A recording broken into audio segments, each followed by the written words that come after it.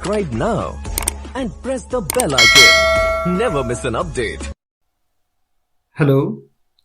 In this video, we will briefly analyze MEG first question paper, that is British poetry. This question paper was set for the candidates who appeared in term and examination June 2022. Your first question is about reference to the context, which is also compulsory. The question has 4 parts and you have to attempt only 2.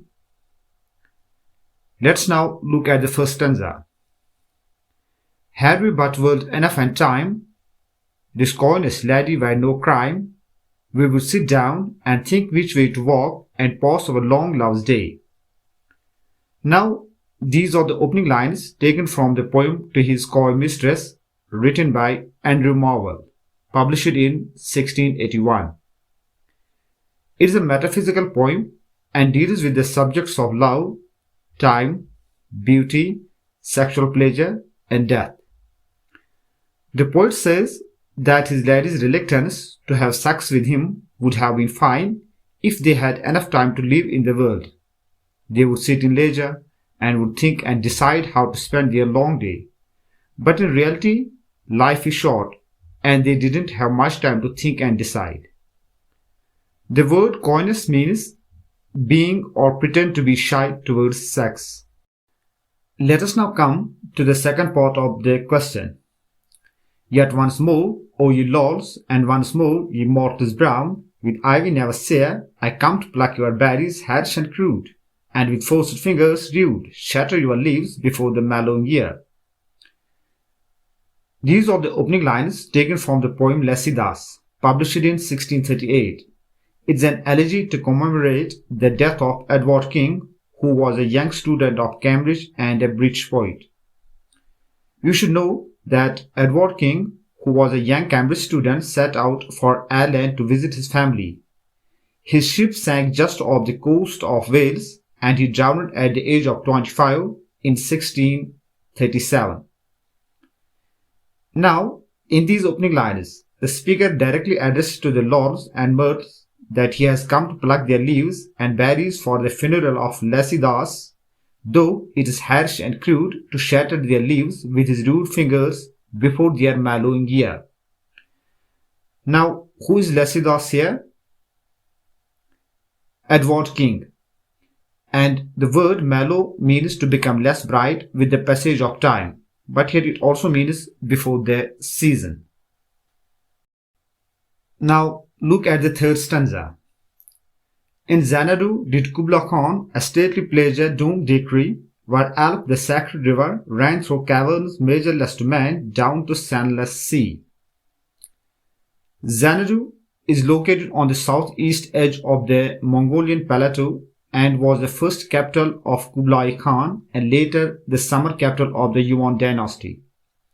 Alp River is in Antarctica, but in the poem it is fictional and represents the power, force and excitement of the natural world. It is the first stanza taken from the poem Kubla Khan, written by Coleridge, published in 1816. The poem tells us about the kingdom and power of Kubla Khan, who was a Mongolian leader. Now, being in Xanadu, Kubla Khan ordered to build an impressive palace with a dome for pleasure and recreation on the banks of the river Alp. The river ran through a number of caves, which were so vast that none could measure them. The river then ended into an underground ocean. Now these lines show his power, that being in Xanadu, he can build a palace in another continent. Let us now look at the last stanza of this question. That's no country for old men, the young in one another's arms, birds in the trees, those dying generations, at their song, the salmon falls, the mackerel crowded seas. Again, we encounter the first stanza taken from the poem Sailing to Byzantine, written by W.B. Yeats, published in 1928.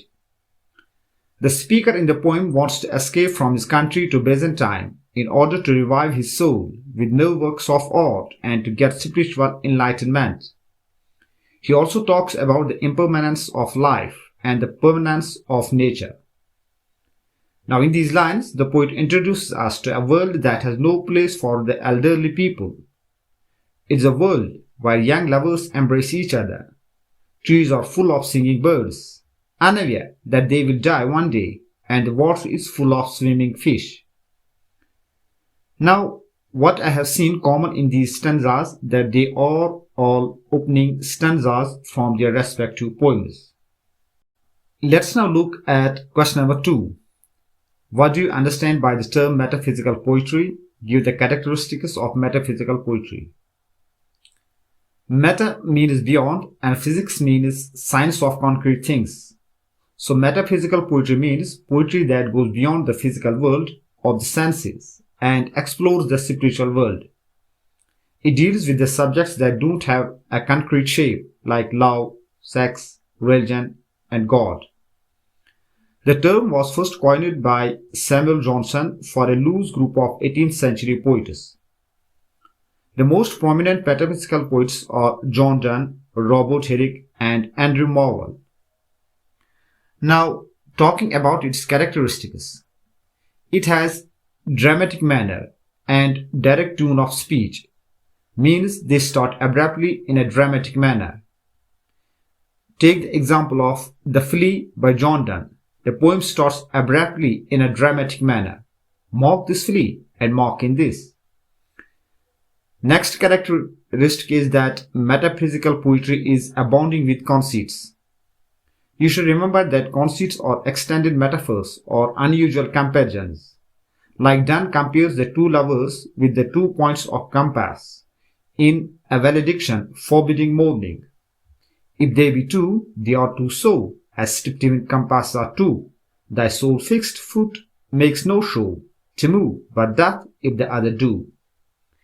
In metaphysical poetry, passion and thought are blended together, like in So let's melt and make no noise, no tear floods, nor sigh tempests move. It were profanation of our joys to tell the lady our love. Colloquial diction is another characteristic of metaphysical poetry. It is the use of informal language instead of formal and dignified language, like Donne used in the canonization. For God's sake, hold your tongue and let me love. Let us now look at question number 3.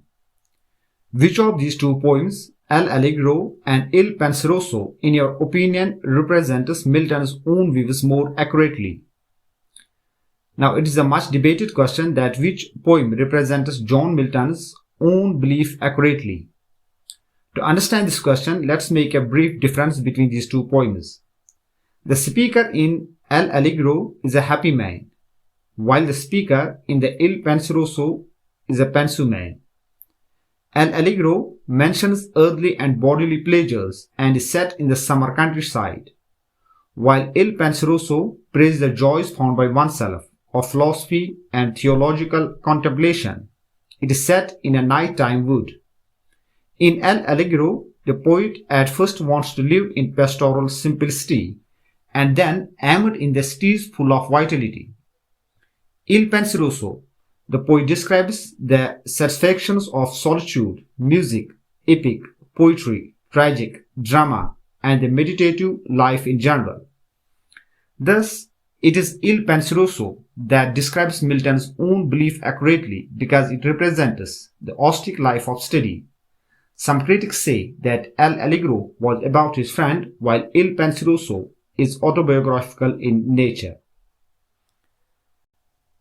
Let us now look at question number 4. Who were the Pre-Raphaelites?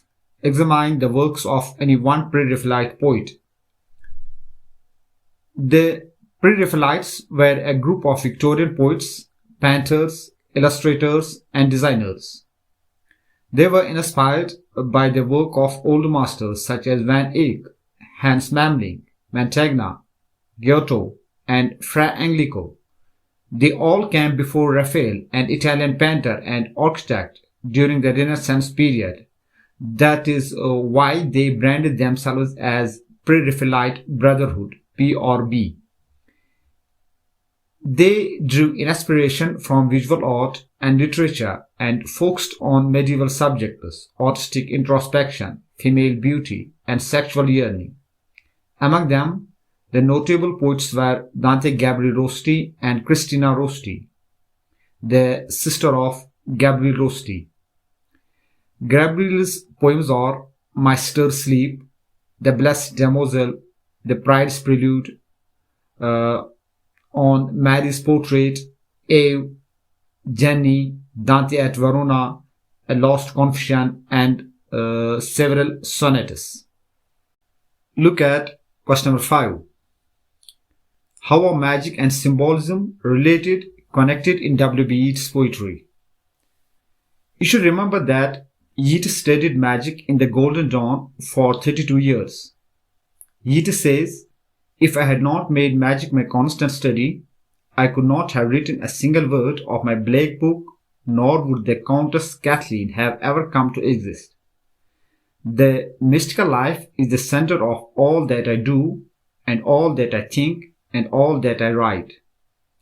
A symbol is something that stands for something else. For example, rose stands for eternal beauty, or like the bird stands for freedom and flight." Yeats had drawn his symbols from the tarot cards.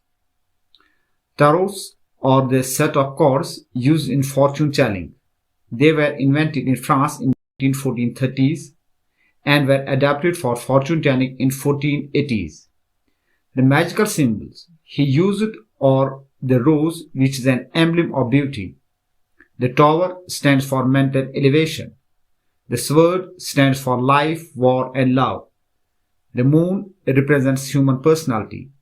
Yeats had drawn numerous symbols from magic, like in the tower, rough men at arms, cross gutter to the knees, or shod in iron, climbed the narrow stairs.